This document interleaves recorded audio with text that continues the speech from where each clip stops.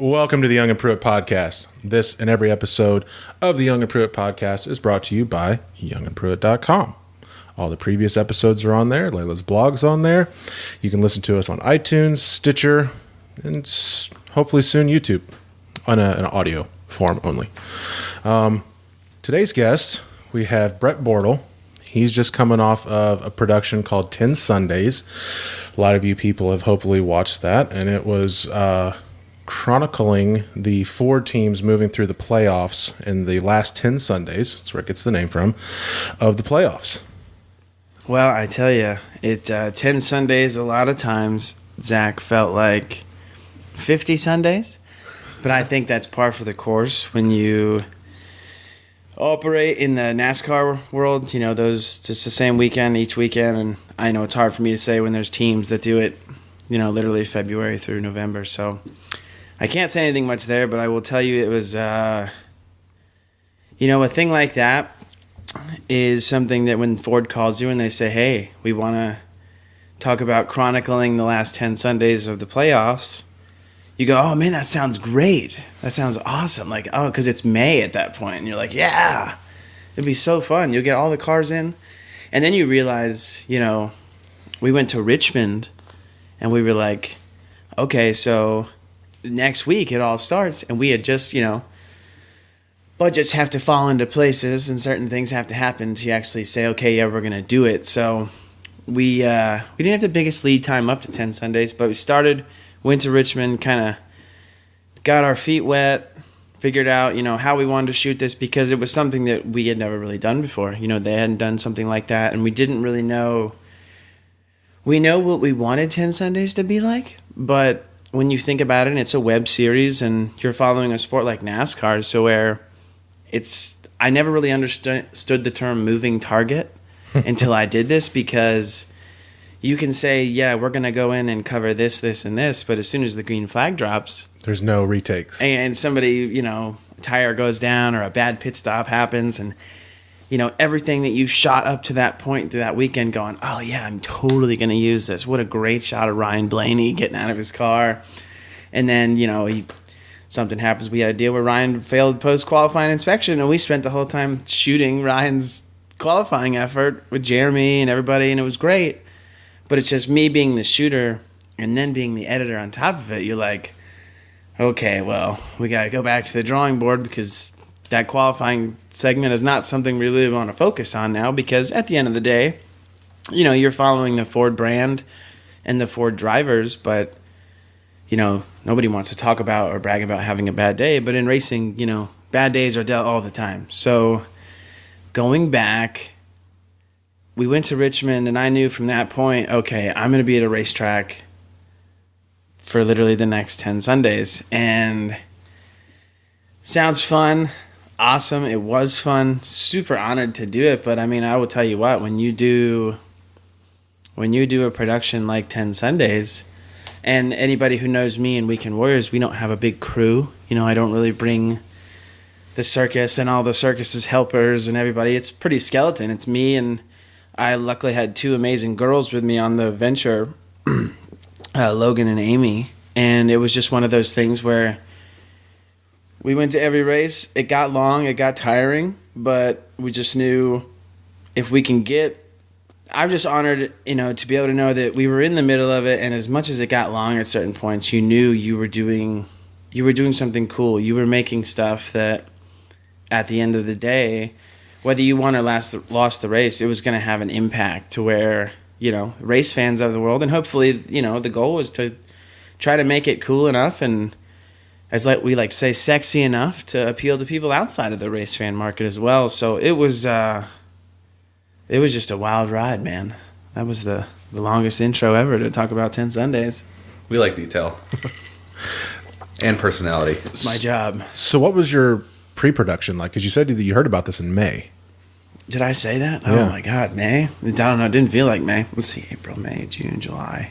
So I heard about it in July, talked about it a lot through email and phone in August, and then pretty much found out about the last couple days in August, like, yeah, we're actually going to do it. So book your flights.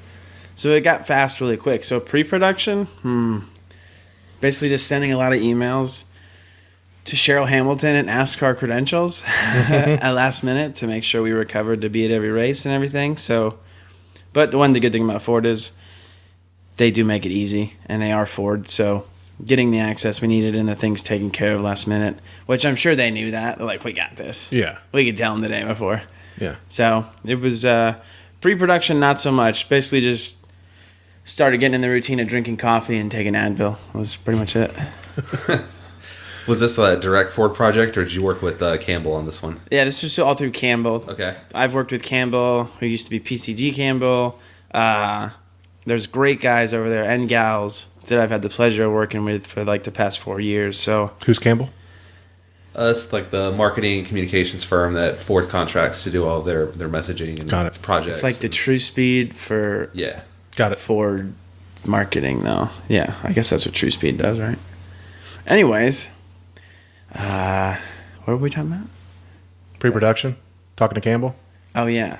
So Campbell has been a great client of mine for the past 4 years, and just great people over there. And they came, we've done a lot of NASCAR stuff together. We've done IMSA stuff together. We did some really cool, like, world record speed run stuff together. And I, just always been a pleasure shooting videos for those guys. So, yeah, when I say Ford, I actually mean Campbell, because I look at them one and the same. Both great people on both sides. So you had a lot of contact with Tim Dewar. He was in a lot of the email. He was in a lot of the approval stuff, but no, never. Not a lot of one-on-one with Tim. Okay. Sad to see him go, though. Nice guy. Yeah, I worked with him a lot with the petty stuff. He's on top. Like, he worked for Ford for 40 years. Yeah.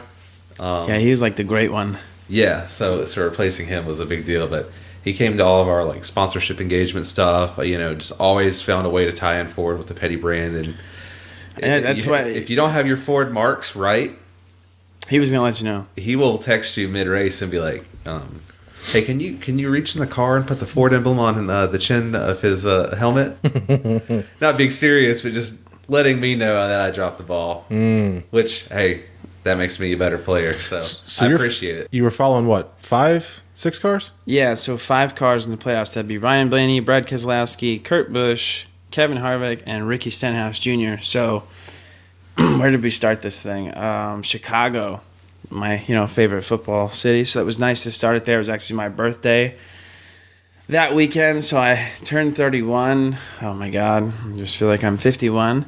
But yeah, and just kind of started going, okay, we're going to go to Chicagoland, and we're going to follow 5 drivers. And you think, so I did the Daytona 500 this past February 2017, when Kurt Busch won it. Mm-hmm. And I was there to kind of do, I think what eventually turned into or inspired 10 Sundays was, hey, bring your camera and shoot us a mini movie and make us look pretty badass, and hopefully we'll win it. And we won it. So going back into Chicagoland, we knew that's all that we had to really base off of. We knew, okay, we kind of wanted to look like what you did for us in February, because it did good as far as the internet's concerned. Everybody seemed to like it. And anytime I can take anything and make it look like a movie, I mean, that's why I made it through high school, because I just, Yeah, you kind of make it have like that NFL Films feel. That's because when I was a kid, man, I mean, I didn't grow up, my parents are both really hard workers, but I didn't grow up with all the lavish things, the next-gen things. So we barely had like a VCR at one point. But anyways, getting to that is all I did as a kid is watch my dad's like NFL Films, like tapes, because I mean, we just didn't go to the movie store all the time, didn't go to the video store. So I would just literally sit there and like rewatch NFL's Crunch Course hardest hits ever, and all that is like big music, slow motion, and people just getting the shit knocked out of each other. So yeah, at a young age, I figured out, man, sports can be really cool if you put the right music behind them. A lot of the productions leading up to this, even the Joey Logano like Mustang commercial or whatever, kind of had that same feel. Well, I mean, I appreciate you saying that, because I think if you hire weekend warriors, or me, I mean, I don't let's be honest, man. Like, I give props to the guys who could go shoot somebody's wedding, and I'm not putting that down by any shadow of a doubt. I just could never do that because I like to do projects that I know 100%. I understand it. I see it. I breathe it. I feel it in my head. So I know that if I'm going to do it, it's going to come out exactly the way or better than I see it in my head. And I could never imagine going and doing somebody's wedding, just not being that into it or not knowing where you were going to, I don't know, what are you going to make out? I mean, it's two people getting married. That's wonderful and awesome. But I like to do projects that allow me to make things look like a movie. Anytime I can use lights or smoke or we can blow something up, I mean, that's a better video. If you're doing a commercial about plumbing, it doesn't have to be boring. That's what I always tell people. It's like, oh, well, I don't work in something cool like NASCAR, so, I understand my videos won't look. I'm like, well, why not? I mean, if you're selling paper or rocket ships, it doesn't mean that if you got somebody that knows what they're doing and a little bit creative and a concept, I mean, everything should be cool is what I'm getting at. And there's so much stuff in the world, and especially the sports world, sometimes that I just feel like there's so much wasted opportunity, and there's so many cameras at so many of these events, and where does half that footage go? Like, what is it used for?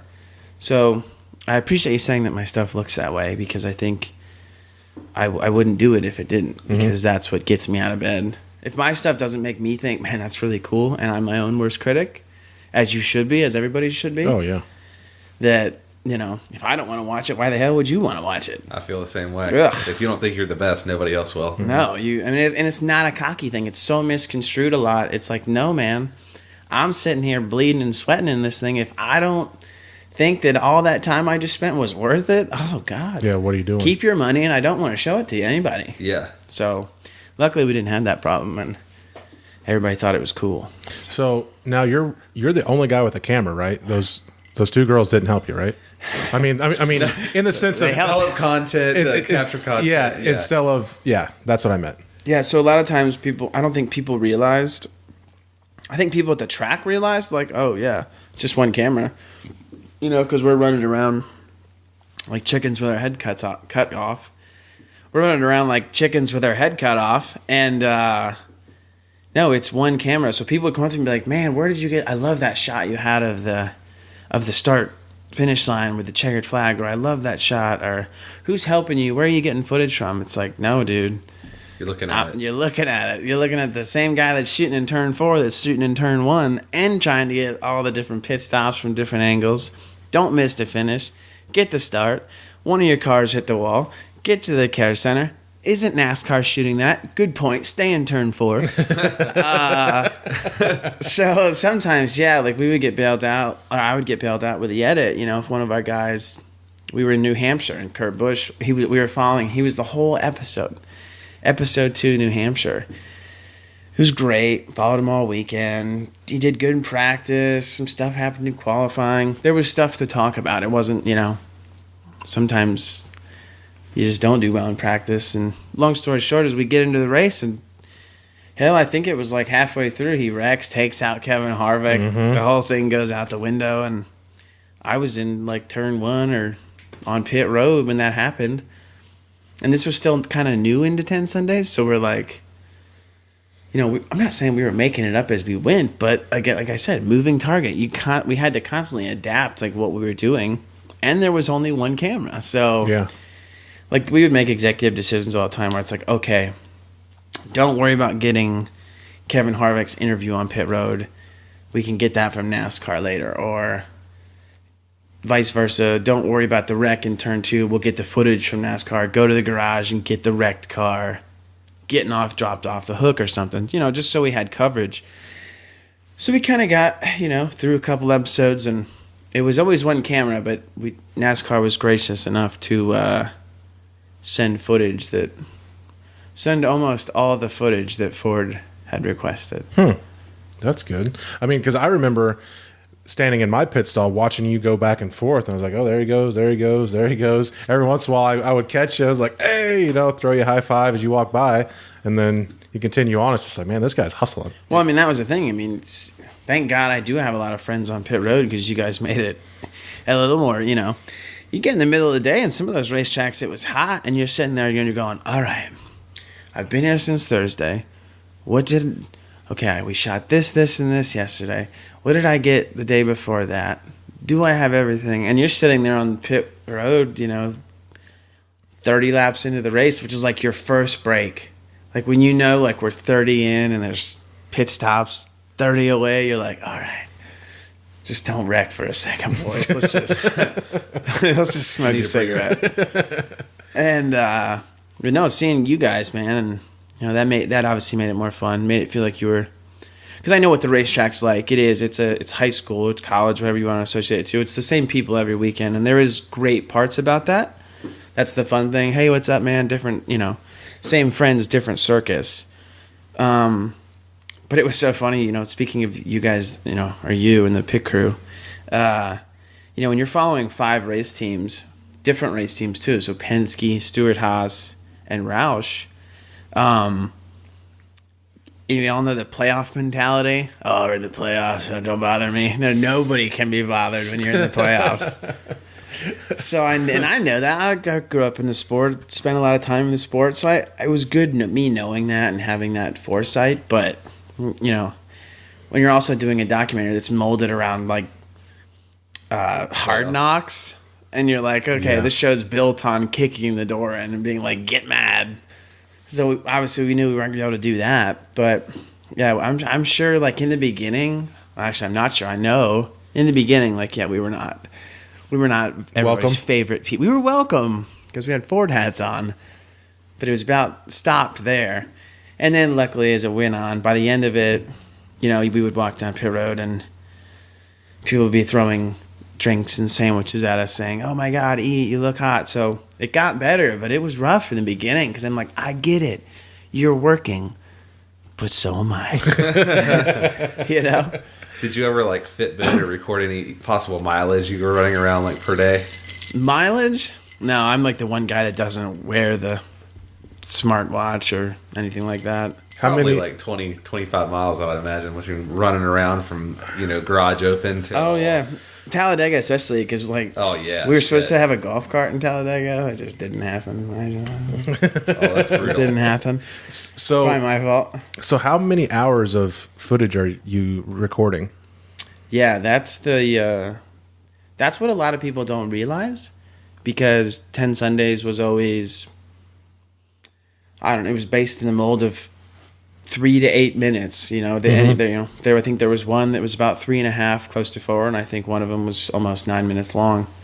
Let's just say any episode of 10 Sundays is 5 minutes long. So they think, okay, 5 minutes long. So what'd you go?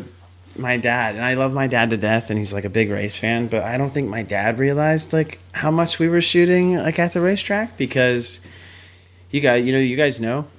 Garage opens at some absurd hour in the morning, every morning. And if you're doing cup cars, you're like first in, last out, because they keep you there all day.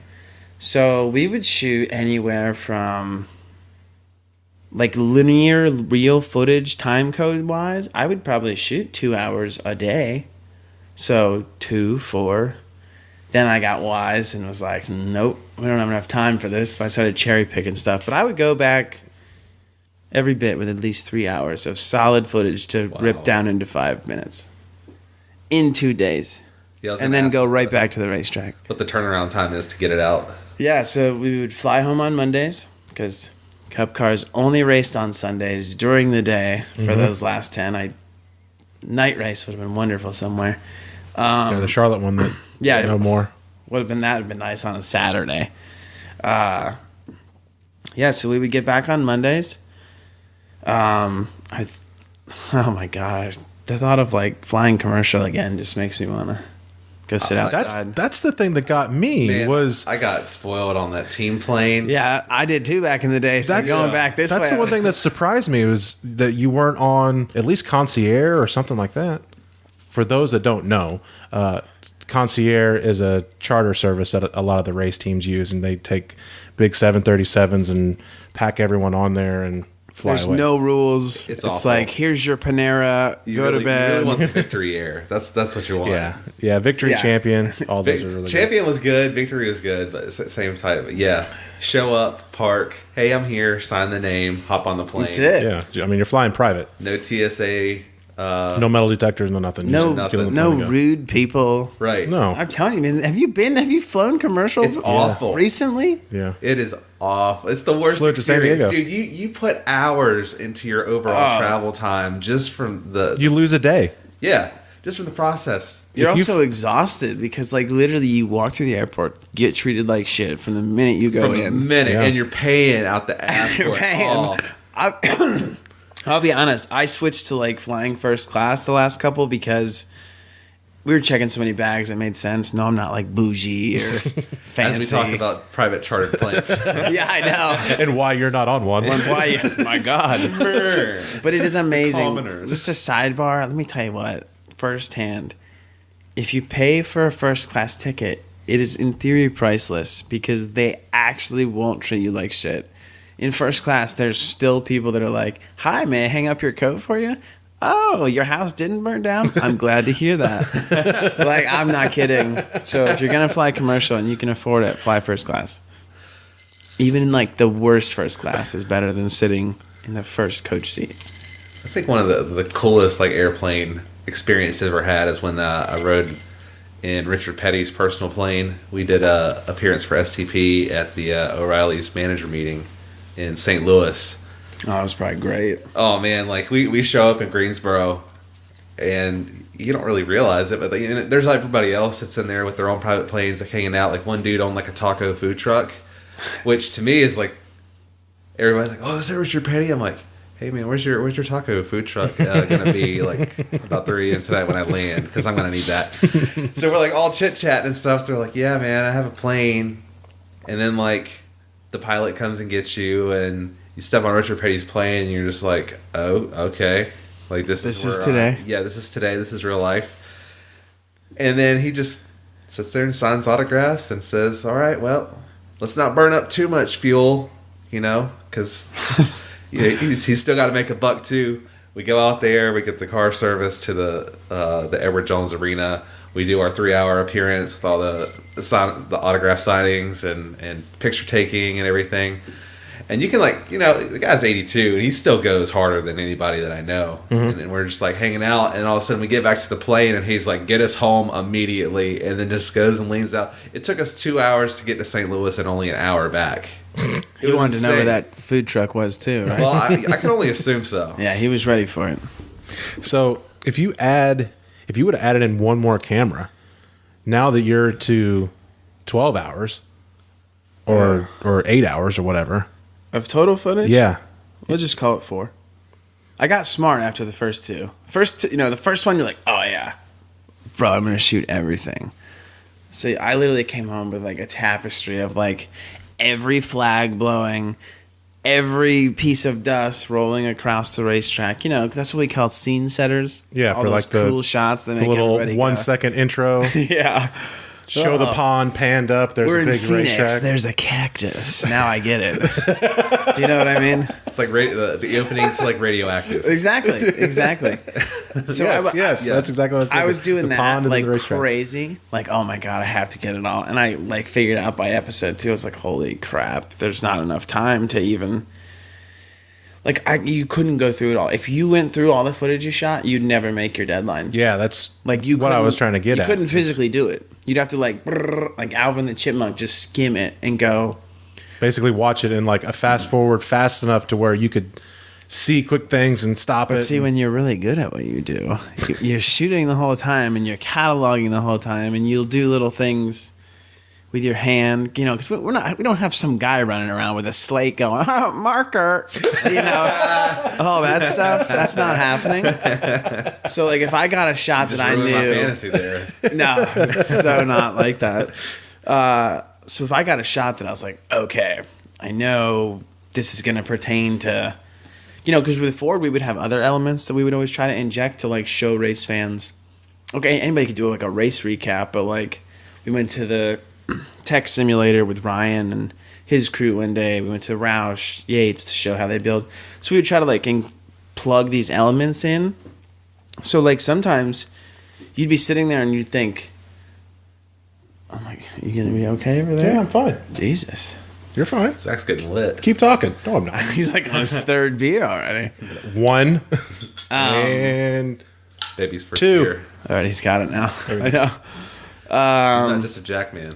Sorry, I lost it completely. What? I don't know. I was opening another beer. I got so distracted with your beer. Sorry. I don't even remember what your question I was. was too busy making fun of you. Yeah, with I was trying Brett. to make fun of you too. We were ganging up on you. Damn it.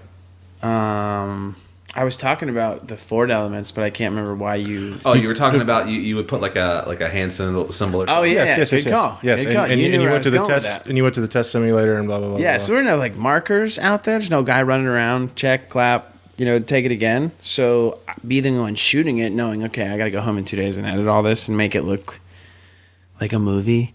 To get around having to sift through 14 hours of footage, every time I got one that I really liked, I would just reach out in front of my camera and like throw my lens a peace sign or all these weird hand signals I had made up for like things that never made sense to me later when I'd try to edit it. But like I would do this weird L thing, and that was, I don't know what that was supposed to mean to me when I was doing it, but I would skim through and know. And I mean, when you shoot it, you kind of know. Like as soon as you put your footage on the computer, you're like, oh yeah, this again. So like, those are practice shots. Oh, Harvick put his helmet on differently than he did last week, so I'll use that one.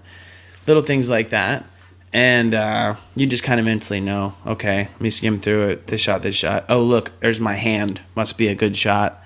Pull that one. And, the cheating part is you'd get home, finally, with all your footage for whatever episode we were doing from whatever racetrack we were at.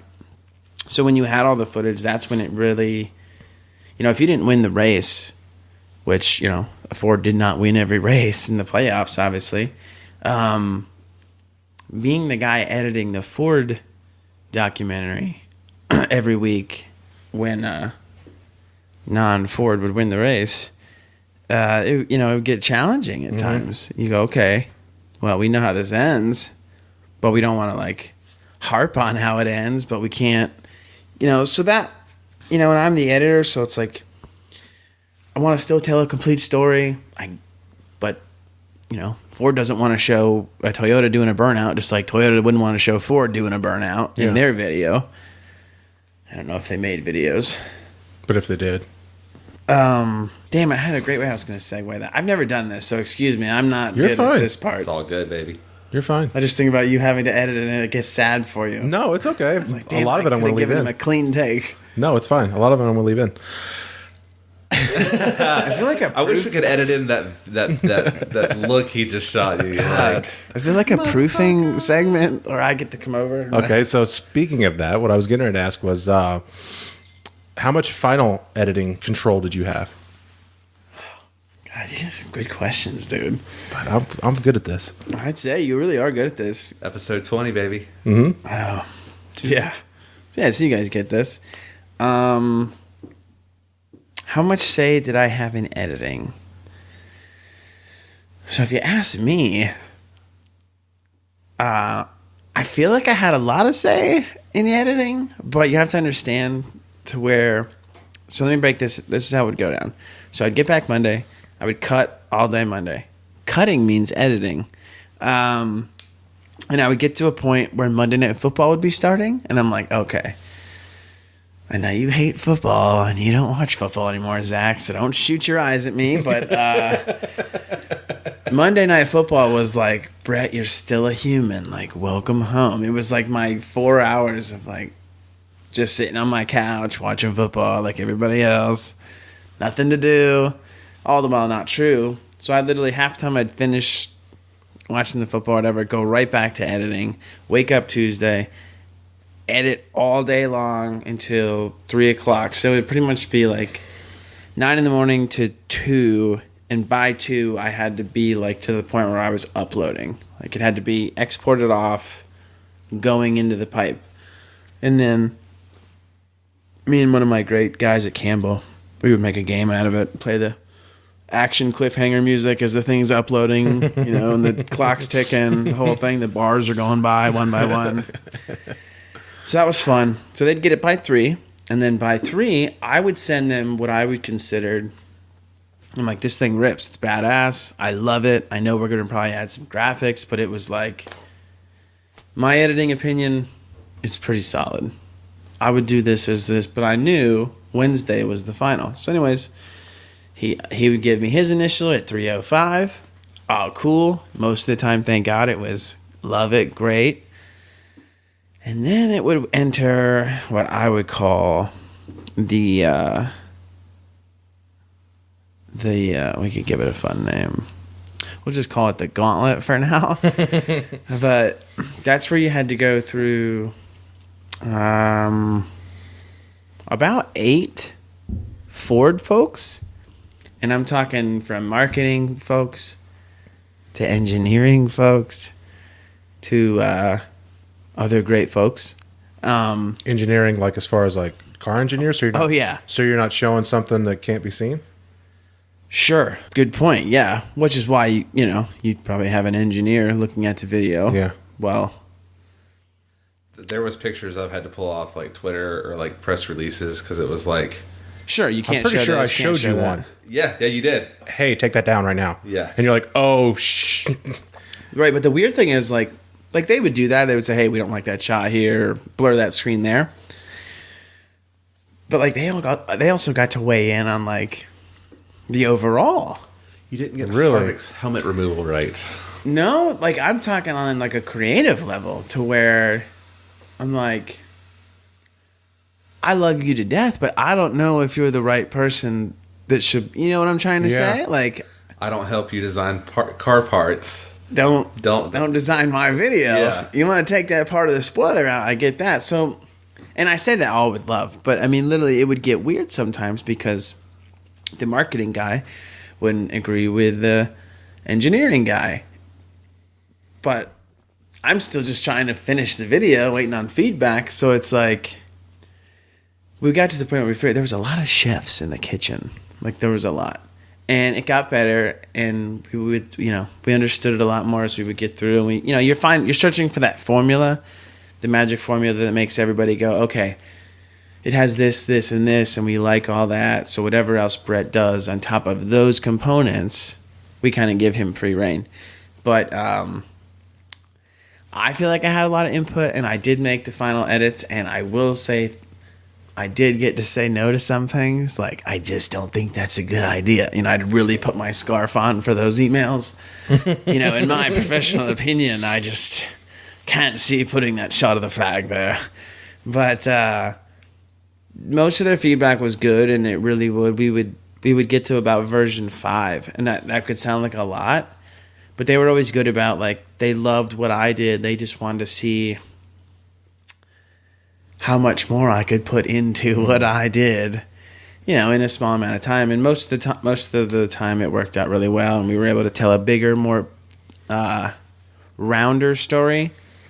Whereas, things like that, I do rely on the people that are in, on the Ford end to say, hey, what if we did this? Because when you shoot it and edit it and you get into a couple of them, you kind of do wear blinders. So it was nice to have people sort of on the outside go, hey, just on a moviegoer aspect, what if you did this? And as much as I'd go, God, dude. And most of the time they were right, so it worked out. As you started watching this, could you kind of see the favorites of who was going to make it to Homestead? I mean, when I could see in some of the other camps, I knew certain cars that were going to be in Homestead, but I think the whole garage knew. If you didn't think the 78 was going to be in Homestead, you were not going to the races I was going to. But on the Ford guys, everybody knows that Harvick's strong, Keselowski's strong, Kurt Busch is strong. I mean, he won the 500. But, the playoffs, we can't call it the chase anymore. Yeah, sorry. I learned that 100 times. The playoffs, different kinds of racetracks, so I really didn't know. Ryan Blaney, I kind of got to, I guess, become better friends with Ryan over doing this. But, I mean, he impressed me a lot because I do know,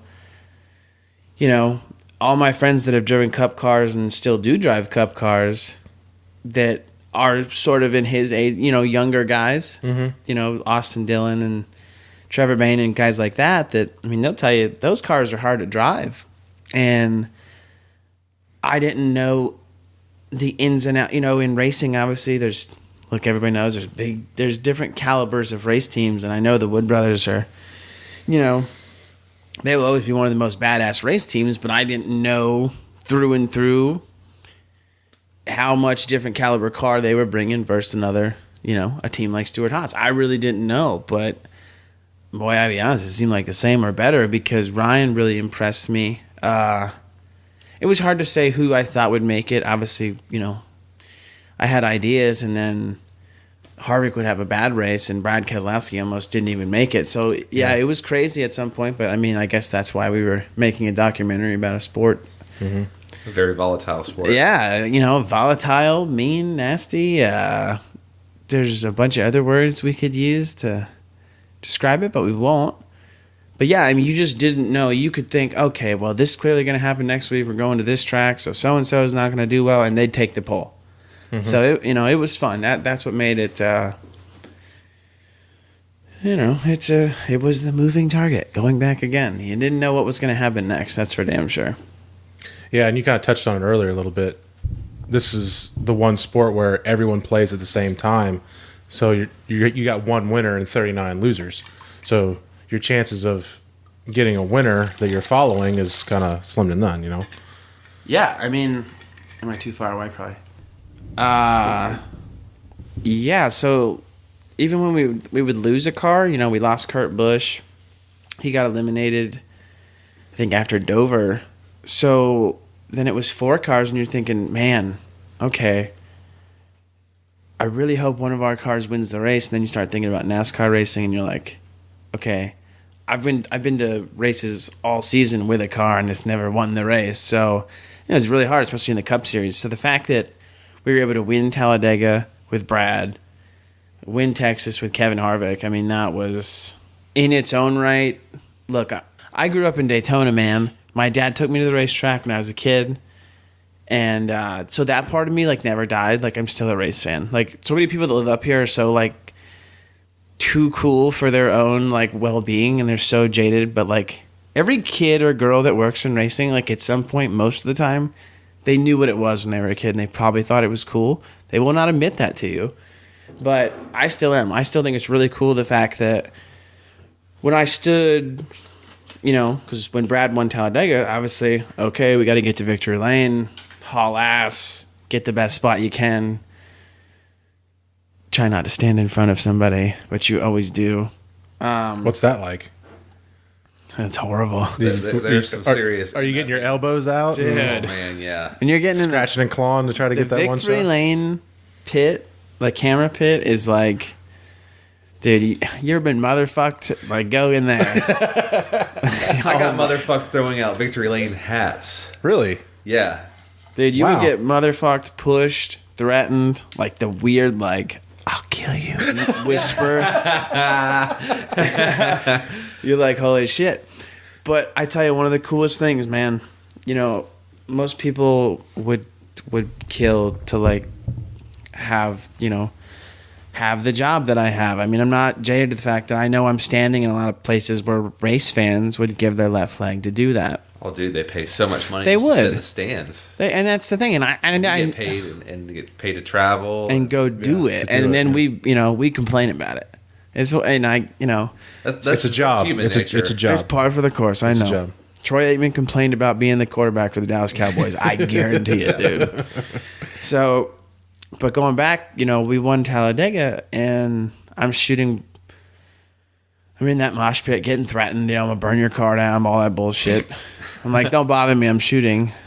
And I would get my shot, and I see Doug Yates, and Doug Yates was always one of our main characters. If you saw Doug, obviously, a big part of Ford and what they're doing, work him in. So being the engine builder that won the race, I go around to just. I'm going to get a shot with Doug or do a quick little bit. Hey, Doug, how you feeling? Because the all-access approach. So you're the interviewer also? No, Zach, don't you remember the 14 other people running around?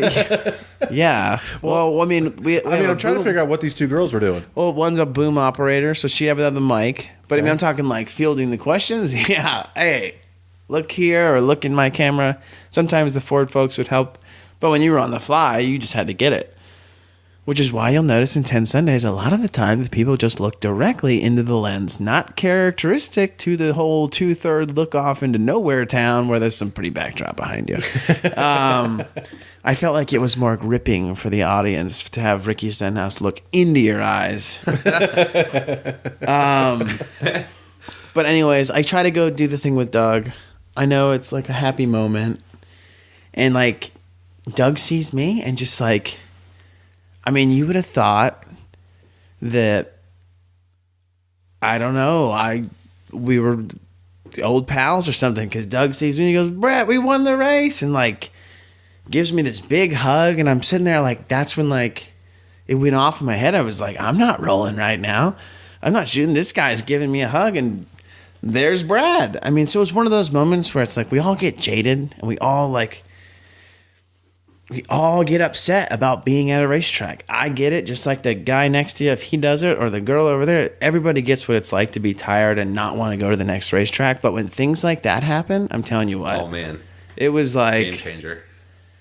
I mean, it was so cool. And it's one of those things that's like, the 5-year-old in me at Daytona was like, oh my God, this is Doug Yates. Like, it was just such a cool moment. So a lot of cool things like that happen making 10 Sundays. So, I mean, everybody has a bad day, but I feel really lucky, you know, obviously getting to do it. In my world, you're either shooting something or you're sitting on the couch. So I like shooting stuff. So what's your off season like? And I use that term as in not at the racetrack, not off season, as we chilling. Ain't nobody chilling right now. Yeah, I mean, you got any more productions coming up, or? Yeah, there's That's good. there's not a big off season. I would say like the biggest off season in the video world is like the summer, which may not be the case for other people. In my case, though, it is, because like, you know, everybody wants to do stuff in the beginning of the year to have for the first and second quarter, and then everybody always wants to do big stuff for the end of the year. I feel like the middle, everybody's kind of just letting their cards fall around. But with that said, and it being December, today is the first official day that I don't think I have to shoot anything for the rest of the month. So I guess I could say for the rest of the year, which is fun, because 10 Sundays was a big job. But yeah, then right after that, we are going to be using... So I don't know if you guys know this, but Joey Logano has a production studio in Huntersville called Clutch. Really? Kind of like Dale Jr. has Hammerhead. But Joey's like pretty involved in his, and great production studio space. So we're going to be there first week of January with General Tire, who is the sponsor for the ARCA series and a bunch of other cool stuff. Doing 2 commercials for them. And then I'm really excited about this. I don't know if I can even talk about this, so I'll figure that out afterwards. But I got a phone call yesterday that said I get to direct the 2018 ARCA network commercial for television.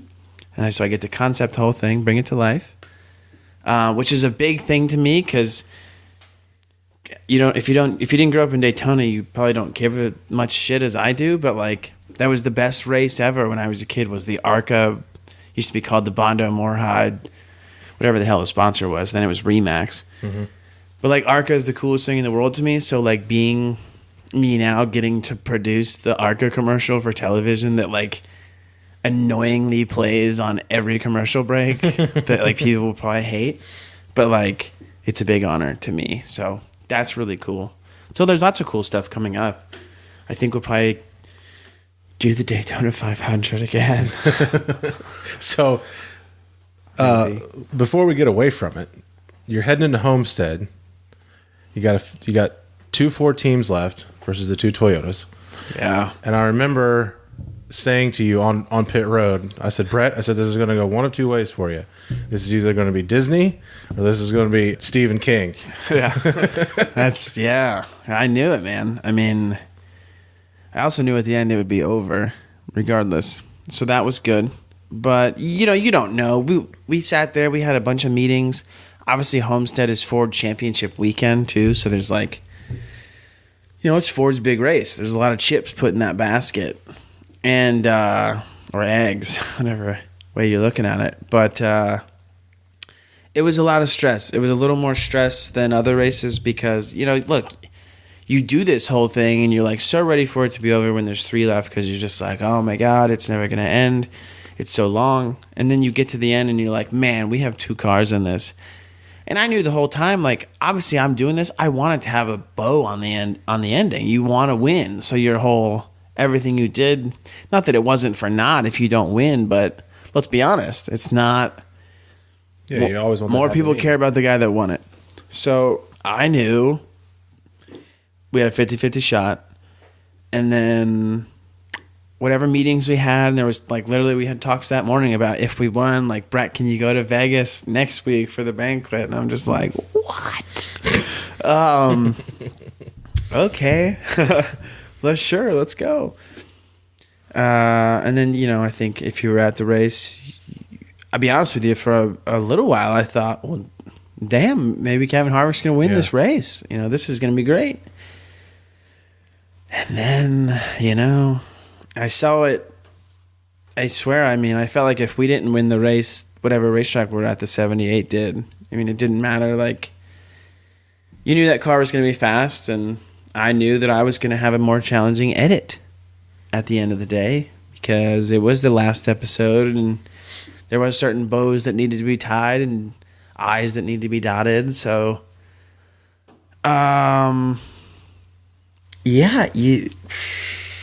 didn't know what was going to happen. I just know either way I had to make something cool and do the guys that made it to the final. I needed to do them justice because just to be there, I felt that's a big accomplishment, if you're one of the final 4 drivers. So it wasn't a big, like, hang your head, let's hit the Enya songs that make everybody want to, bounce the baseboards. But I feel like we did them justice, and I just, you don't always get these storybook endings. So I guess it wasn't Stephen King. It wasn't Disney, obviously. It was more like Night Shyamalan without the plot twist.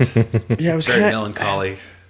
Yeah, it was like just kind of like Boys Don't Cry. Yeah, we'll go. It was probably like M. Night Shyamalan movie, but like not one of the good ones. It was just like, what just happened? The one about the plants. Yeah, the wind, The Happening. the happening, the worst movie ever made. John Leguizamo was in it. Yeah, Mark Wahlberg was the love teacher. interest. Yeah. Oh, and wasn't Zoe Deschanel in that movie, or her sister? You lost me there. The hot. Come on. Yeah, Zoe's hot. Zoe Deschanel is like the hottest Zoe's girl on real earth. hot. Oh, New girl. New girl. oh, got it. Her sister's the weird one on Bones that talks like a man. I never knew they were sisters. So, Can we just? Oh, are you guys in like a big hurry? no, I really. it's fine. Oh, sorry, you guys. No, you're fine. You're fine. You're fine. One of the reasons I was so excited to have Brett come on is just you're able to see the sport through somebody who has just an incredibly well-trained eye to pick up the finer details. You as a jackman during the race, you're getting your equipment ready, you're checking your pit stops, videos out, you're talking to, strategy with your pit, fellow pit crew members and the crew chief, and then I'm watching the laps tick by and I'm making sure my guests are okay. But then you have somebody like Brett who is able to say, hey, like, I'm going to shoot this. And then you see like the little pieces of rubber flying off the car, or you see like the waves and the body work, when they're, doing 200 miles an hour in the other cars, you see the turbulence and you're able to see the cars like wiggle a little bit, stuff to the naked eye that you can't really see that's all happening in real time. He's able to pick all these like finer points out and you get to see it's like, wow, this is really art. It's not just race cars. Yeah, because I can speak for myself when they do the replay on Monday or Tuesday. When I watch that, that's almost like the first time that I'm watching it because I got so much going on. I'm so focused on pit stops, like I rarely see really like all the strategy, like unless it's our strategy, like I rarely see how the strategies go out and how the race plays on because I'm so focused about me. I went to the All-Star race this year and it's the first time I'd sat in the stands in 6 years, 7 years. So yeah, we work in racing and we're there, but we're not. I'm not. Being a fan, are you really so there though? Yeah, I mean, you're there in the sense that like your body is there, but your mind is in a million different places because your checklists and your responsibilities are so wide. You know, to be able to sit in the stands and be a fan, I was like, this is why I loved this and fought tooth and nail to be on the other side of the fence. Well, I noticed when I was out and I was actually watching on TV, come Monday or Tuesday, you know, I'd start texting my teammates like, "Hey, you know, how about so and so?" How about? They're like, "What?" Like, we don't know. And then I remembered, oh yeah, they're not watching the race. You know, they're in the race. You know. Well, I think most, like you said, I mean, I've been at a racetrack. So before I moved to North Carolina, I used to work for Daytona, and really a bunch of weird odd jobs. Yeah, when I was 17, Daytona used to have this thing like attached to the front of the speedway. It was like an attraction called Daytona USA. So when I was like a high schooler, I was like the IMAX projectionist there, which was a cool job because, you know, you made like $12 an hour, and that was pretty cool back then. But I did that. Long story short, and I got hired. You know, leveled up, started working for the speedway. And when you start working for Daytona, well, you host the Daytona 500 and the Coke 400 and all that stuff. So I figured out really quick, like racing, the race fan in me was no more. Like I figured out 1,000 things to do on a race day and how grueling working a race and understanding you have to be 1,000 places.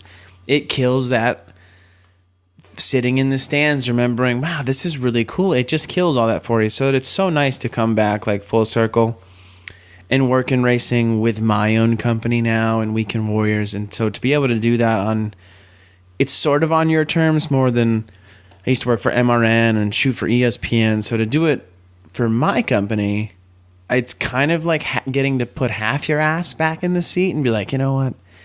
I am here at the racetrack. I got a lot of shit to do, but I'm still here at the racetrack, and damn race cars still look cool. So it's nice to at least be seeing it from that side, not just the total jaded work mode that, I'm sorry, so many people in the industry get trapped in. And it's just like, man, stop, look around. I know you got to run to that autograph session, but smile, like appreciate what you're doing, because somebody would take your job like 15 times over. Yeah, exactly. Right? It. I mean, that's exactly it. The best way to put it, really. They work for half the money too. Oh yeah, yep. If a half. Yeah. Think about all these young guys who are coming up. You know, the Blaney, Bubba. They're not making Jimmy Johnson money. No, they don't have to. Do they have to?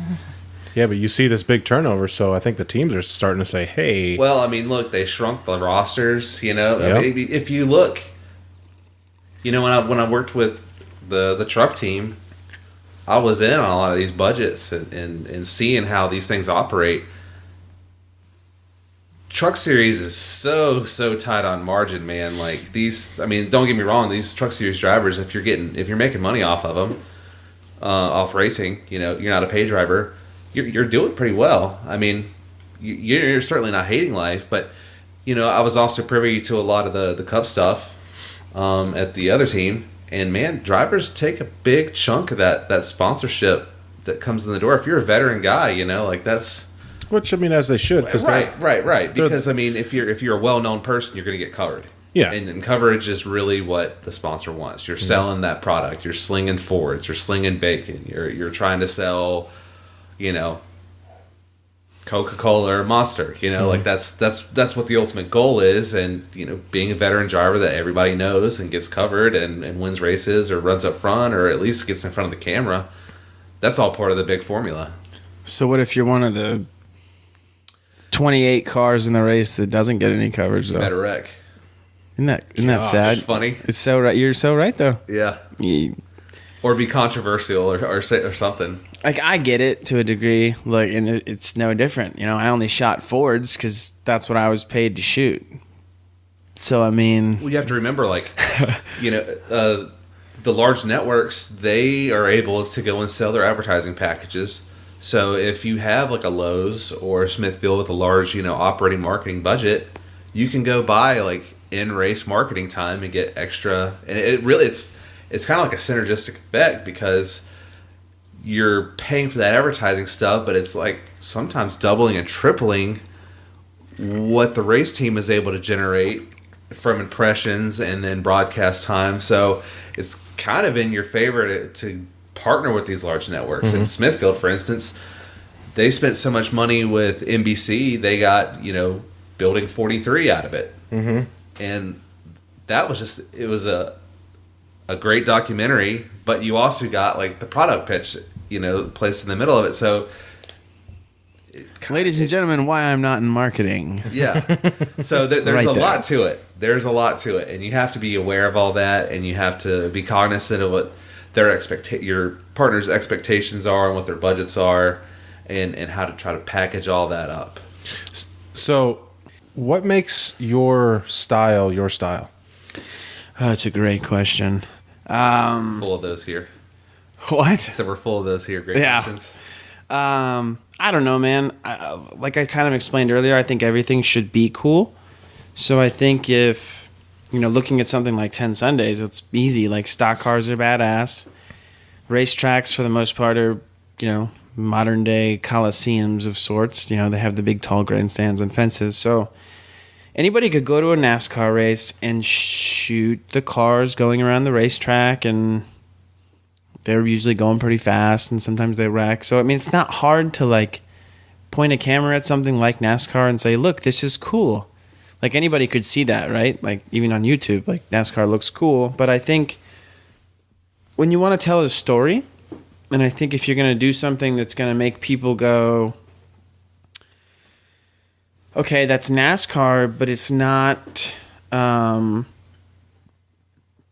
it's not the way it looks like on TV. To your point, it's kind of there's a reason the NFL films are very popular and that people watch them and things like 30 for 30 because because they're amazing. Yeah. it's a beautiful mix of a great story, obviously, but the footage itself, I pay a lot of attention to, and I use the word cinematic probably more than I should, but I think if you take the time to frame up Kevin Harvick getting into his car and you move to the right side of the car to where the light's going to be shining through the grandstands behind Kevin Harvick putting on his helmet. And then you take into the fact that if you get a little bit lower, you'll get the heat waves coming off the ground. So you've just taken Kevin Harvick putting his helmet on and turned it into Kevin Harvick putting his helmet on in Jerry Bruckheimer's upcoming action movie. You know what I mean? So I would try to do that every time.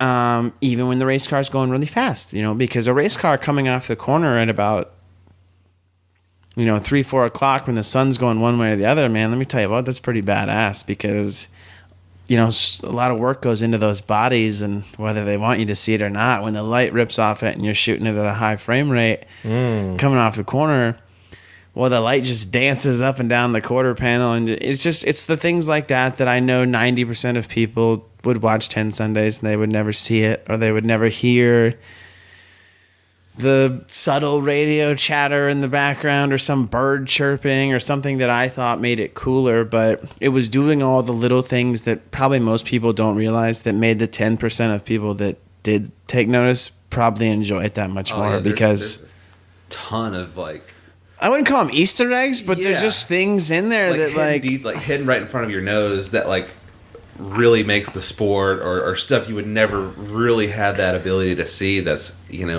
Well, I'll be honest. I got the best compliment. The best compliment ever was I have an older brother.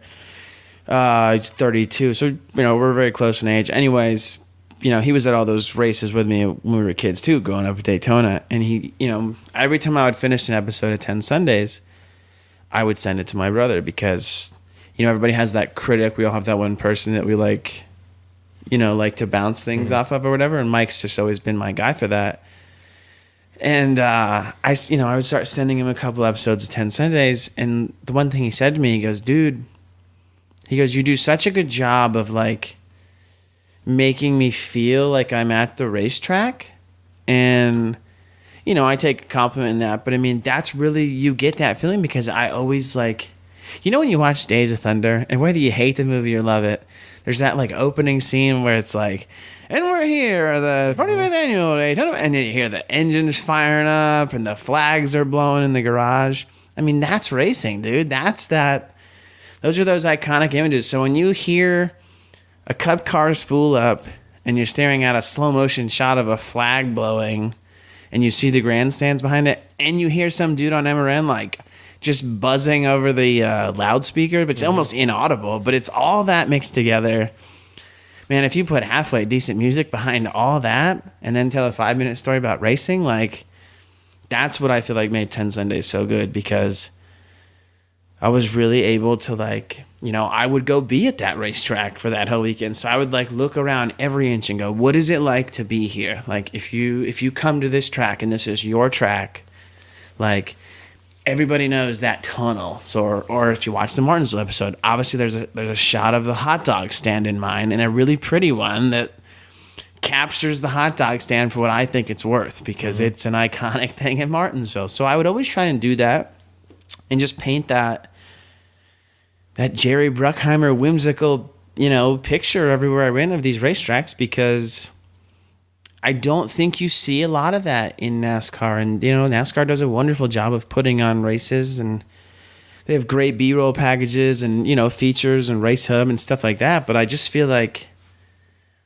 I really wanted to try to make it look as cool as I think it actually is. And sometimes that's hard to explain. That, look, NASCAR gets a bad rap in some markets because people just think it's cars turning left. We've all heard that. Oh my God, it's so stupid. All they do is turn left, drive in circles. Well, yeah, that's true. But like, I think if you watch an episode of 10 Sundays, it's a little cooler than just cars turning left. It's not a short film, it's an experience. Yeah, I mean, it's something I want you.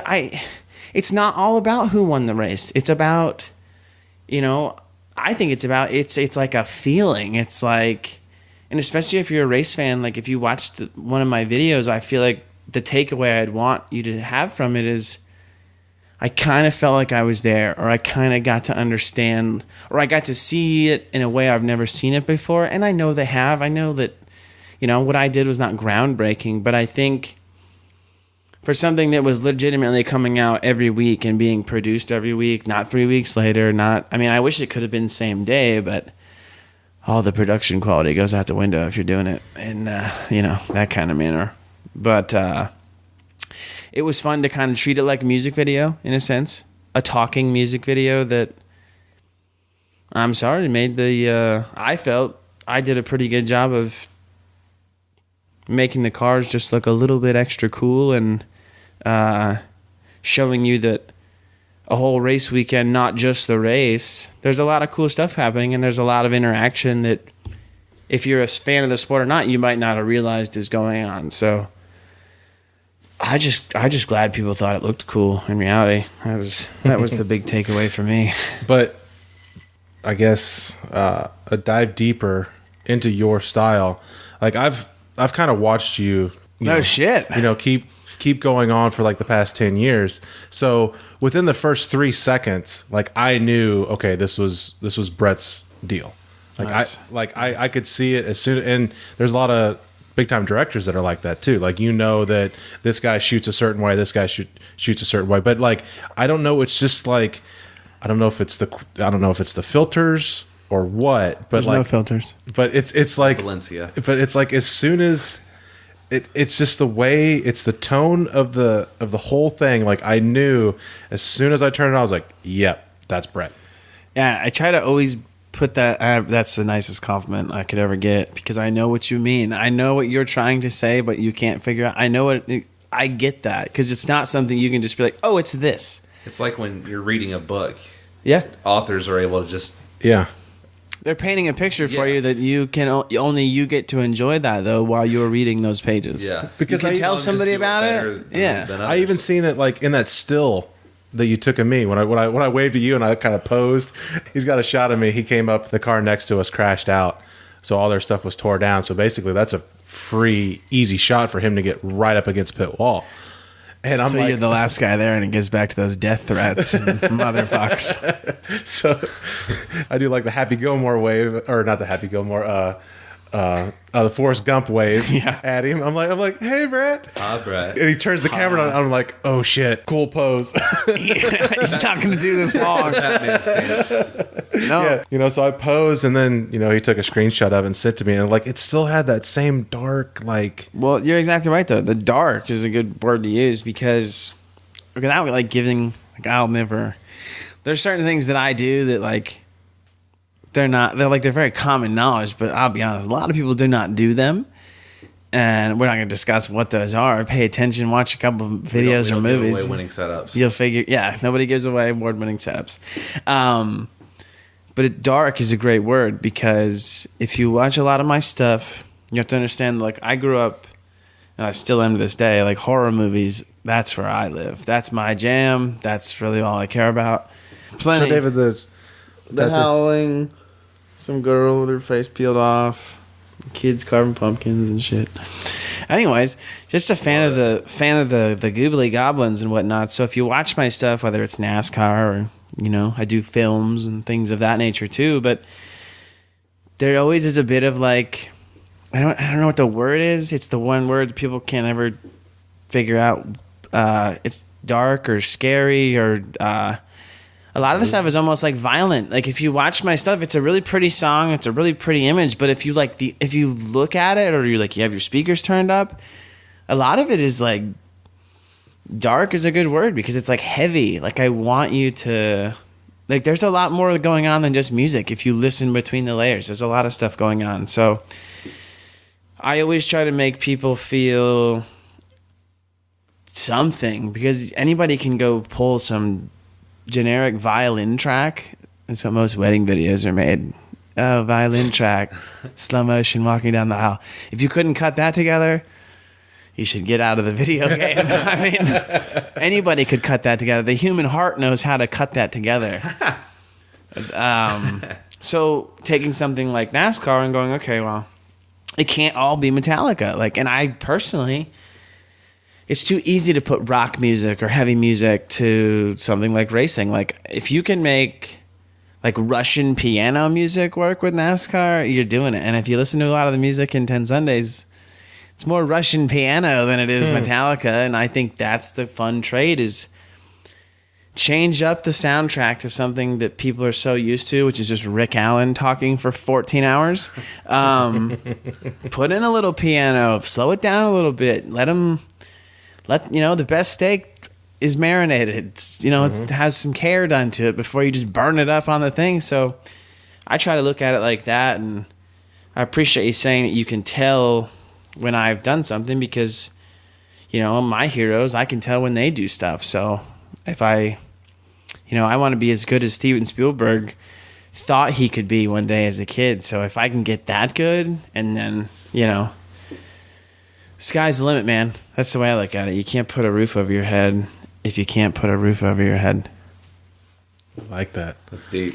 So you've been working on a movie, right? Yeah, a football movie. It's called 8th Round Pick. It's about let's make this not a long story. So without giving away spoilers, because it's not out yet, correct? Yeah, the game is to be sold, not to be told. Yeah. Well, the beauty is that the story ends with us selling this. So we actually are very lucky and happy to announce that we got picked up by a distributor. Wow. Yeah. A good one. One that you've heard of. So that's really amazing. The fact that I was able to tell my dad that he'll be able to go to the Best Buy or the Target by his house, and then we figured out what was cooler than both of those was him being able to go to the Red Box machine. No way. Literally walking distance from his front door to the gas station that he always goes to. He's like, so your movie will be in that lunch machine over there? And I'm like, yeah. So this is a really cool moment, obviously, for me, but I will never forget, man, when I was 12 years old, I remember sitting in Florida. We had these weird steakhouses called Texas Roadhouse, but not that one that we all know. It was some weird version of it. But I was 12 years old, I don't know, birthday or something. I remember sitting there telling myself that day, I was like, when you're 30, you'll have made a movie or whatever the hell the dream was. Make a movie though. Be a filmmaker. So, 8 years ago, I was in a bar in Florida visiting my parents for Christmas one year. Ran into my buddy I went to high school with, and in that bar that night, we were talking about all these guys that play college football and high school football, and there's so many of them every year, and like only 260 of them get drafted. Like, what happens to all those other seniors that were just as good as so-and-so, or the one blocking for that quarterback, or were the one catching that quarterback's passes? So many guys we realized just vanish. So I said, man, somebody should make a movie about that. And we wrote down like basically the gist of it on a bar napkin for like 5 hours. And then 8 years went by. And like there was idle conversation inside that 8 years of like, hey, yeah, remember that football movie we wrote down? Blah, blah, blah. We should do something with that. Until there's a movie came out a couple years ago with Kevin Costner about the draft or whatever the hell it was called, where he plays the Browns like GM. Yeah. I remember it was like, I saw the trailer for that movie and I didn't know what it was at first, and it started and I was like, oh, fuck. Somebody made my movie. And then I figured out quickly it was nothing, had nothing to do actually with my subject matter. So I was like, it was kind of like the kick in the ass of like, okay, somebody's gonna do it. Yeah, you better do it now. And called Sean. He still lives in Florida. Basically, I convinced him, I'm like, yo, okay, it's a good enough idea. Let's put down like 5 pages. We got to go shoot a sizzle reel. A sizzle reel is basically like a fake movie trailer for a movie that you want to make, but you have not written and or made. So you go cherry pick like, oh, we're going to do a movie about dragons, so we'll have a big dragon sword fight, like a dragon hatching. Like, you just pick all the greatest things that you could pick in about a 2-minute span and then go shoot them and make a fake trailer that makes you look like you have this whole amazing movie that you shot a bunch of shit for. So I did that. And with the idea of going, okay, I'm going to give this thing life. I'm going to give it a deck, something to shop it. Somebody to say, look, give me the money to make this movie. It's going to be so great. I can make it for nothing. La, la, la, la, la.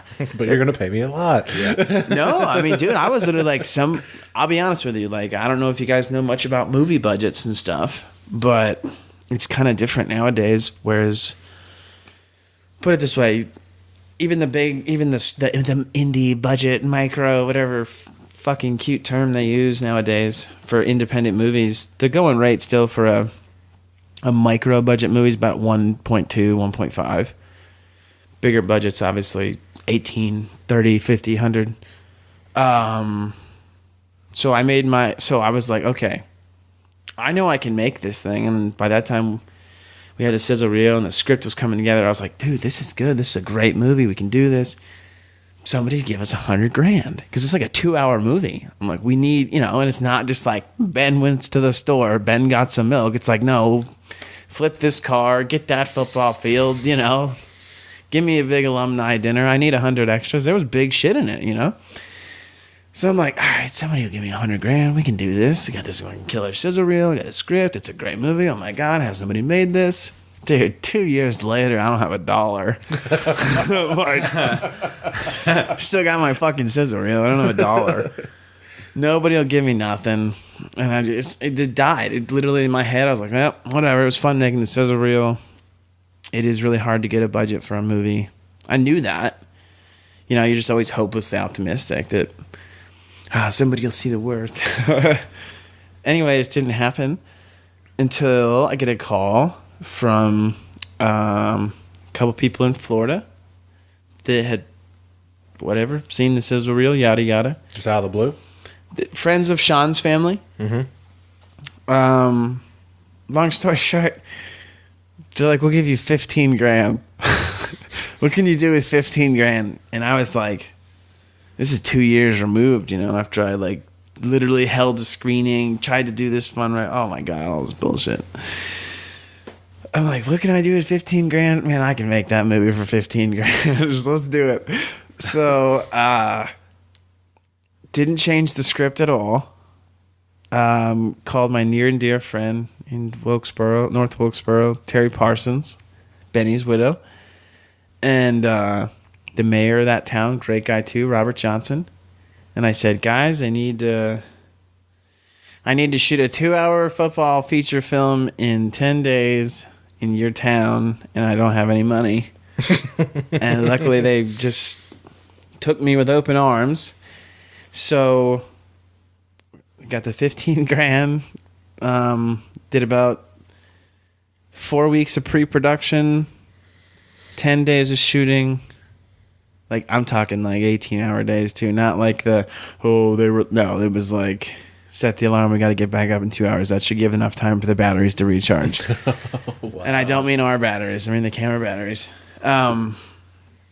But it was a 2-hour script. I mean, if you've ever watched a 2-hour movie, they feel long. Like 2-hour movies, even the good ones, they get a little long sometimes. So like, imagine shooting a 2-hour. Dude, I told you how much footage I put into it. Yeah, that's what I was just thinking. 5-minute 10 Sundays had 4 hours of footage. That 2-hour movie had about 18 hours of footage. Probably not that much because you're shooting a script, so everything you do control the outcome, so there's not like a bunch of wild stuff. But long story short, I made the movie. We somehow shot it in 10 days. It's so funny, like every time somebody watches a movie, like the big credits at the end, you know, like the 9 minutes of white font rolling through the end of like 150,000 different people that worked on said film. So like I cut that movie in probably a year. So we finished shooting it in like May. Oh God, I can't. We finished shooting it in like June 2015, I believe. June 2015. Yeah, because not June 2016, June 2015. Now you got two versions. We'll figure out which one's right. Anyways, I sat there and I'm like, okay, well, we just shot all this. Kind of felt like 10 Sundays ended again. I was like, what the fuck just happened? Like, oh my God, I got to go sit here and cut this. But I was stoked and I knew we had like gotten some really cool stuff and we pulled it off, man. I mean, we were flipping cars and shutting down hospitals and somehow, just got amazing. Shutting down a hospital? Yeah, like, our script called for like a lot of bigger locations that we didn't have like permits or money to use. So luckily, again, Terry Parsons, the film commissioner up there, was like, yeah, you need a hospital room? Okay, we can go use part of the main hospital they're not using for like an hour. So like everything was like guerrilla, but not like we were allowed to be there. They just said you got 10 minutes. So it was like, holy shit. Okay. We got like 10 pages of dialogue, which the actors were great. I mean, that was the biggest thing that we couldn't have done it without them. Like we didn't have big A-listers per their names, but if, you watch the movie, I don't think you can tell that they're not Matthew McConaughey because I think damn near all of them were just as good as half the big actors and actresses in today's game. But I could be being biased. But I'm not a nice person, so I think they're just actually really good. Which made my job easy because we didn't have to do like a lot of retakes and a lot of bullshit. And again, being a small crew, like we were just moving. Like if we didn't get the shot, it was because I screwed up or... we just wanted to make it better. But that was the thing too. Like we didn't have, like I couldn't be really artsy fartsy. Like I had to, okay, well, we're going to put the light here and we're going to go and we're going to shoot it that way. And if we don't get it, oh, well, we're getting kicked out. So fuck it. Maybe we can come back later. Anyways, I got to the part where like a year later, I was like, okay, I finally have to like stitch this thing up. We had done a couple reshoots, reshot a couple things, added some things, obviously deleted some things. I found out like deleted scenes are a real thing. They're not just like a fun gimmick. Like, and I'm not saying like I didn't know that, but many times I'd watch those like special features and you're like, oh my God, and you watch this thing like the making of, and the director's always sitting there talking about, and in my head I'm like, you sound like such a douchebag. Like, shut up, you didn't do that. You're not. And as soon as I made 8th round pick, I was like, oh my God, I totally get it, because I could sit there and just talk to you about what the actors brought and like this and that and what it was like, and I'm like, it's not all bullshit. And is such a real thing as deleted scenes, because I shot so many scenes that I'm like, dude, this is going to be the best part of the movie. it doesn't work in the final cut. I got to take it out. So it was fun in that aspect. But yeah, literally, we shot a 2-hour movie for $15,000. I had worked on other feature films, but it was the first movie I had ever done myself, directed, shot it, edited it, kind of like other things. Total crew, that was 4 people. So it was me and 3 other people that made the whole movie. Outside the actors, who probably, they did their fair share of lifting shit too. Just like the original Star Wars when they were all stormtroopers and extras and helping moving props around and stuff, helping George get that. But that's the way you got to do it, man. I mean, it's no different in reality. Just because you're not willing to do that, you're not. Get off my set. Yeah. But see, I don't say it like that, because if I'm there and I'm taking it serious, I had a big hand in that movie, so it's like I really felt like they knew they weren't wasting their time. Like if I'm there doing it, you've seen my stuff, like come on, it. I've seen other stuff that I would not go stand out in the freezing cold in front of somebody's camera if I didn't know it was gonna, where I'm going with that? Yeah. I mean, I'm telling you what, some people just, they like being a director and they like shooting movies, but doesn't mean that camera's hooking up and shit's actually happening. So I felt like I was doing them a service. In theory, they could stand out in the cold and, go get their own lunch when they needed to. Don't worry, we bought them food every day. Might have been pizza, but, So anyways, this whole thing ends literally, it's not that long ago, honestly. The full film has probably been cut for about 9 months. Like, I think I finished the original, what I would call, like, okay, it's done. I've not screened it. I've shown it to a couple people. All the reviews have been great. So we were just going to do the film festival thing. I had some ins in there. He had some ins in there. We were just going to do that and see whatever traction we could get. And then this thing happened, that thing happened. We won't go into all that, but I got a phone call that said, I want to talk to you about your movie. Let's go to dinner. Okay. And about 18 talks, lunches, emails later, about a month ago, we officially signed the distribution deal saying that we'll do like the big box stores and Netflix and Hulu and all this shit. And they're talking to me about box art and like poster artwork. And I'm thinking like, wow. What?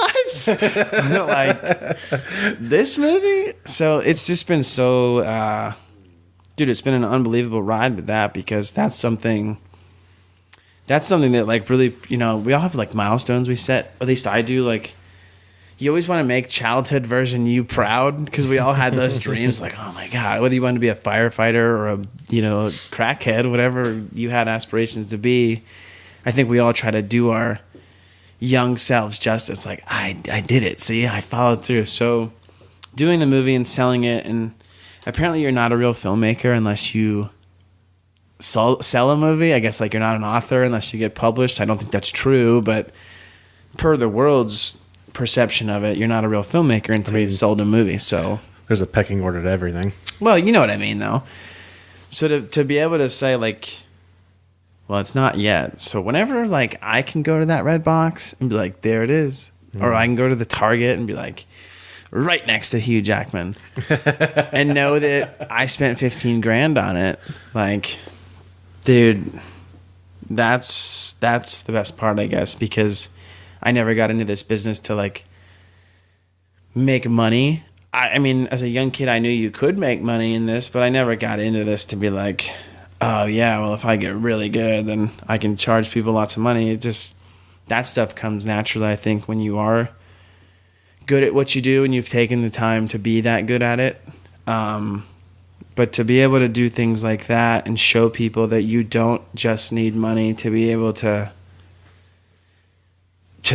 make something great, or to beat something that did cost a lot of money, because I'll say firsthand, my $15,000 film smokes plenty of $1 million films on quality alone. So, and it wouldn't take some biased asshole to say that. Anybody would say that. And the fact that the distribution company that picked us up had said that so many times, and just really made me feel like what I did was special when they didn't have to. They could have said, yeah, great movie, get in line, here's your, whatever. But they were really hands-on about letting us know like that we did something that's apparently impossible to do, and that, I was able to sleep pretty good for a couple of those nights because it paid off, man. Like, I made the stupid sizzle reel that I thought was going to work 2 years later, didn't do anything with. Then thought I would get a bunch of money to make the movie, didn't get any money. So the two guys that gave $15,000, and that's like one guy giving 10 and one guy giving 5, not 30, 15 between two different people. And whatever money I obviously ended up putting into it, it didn't go over $20,000. I guarantee you that.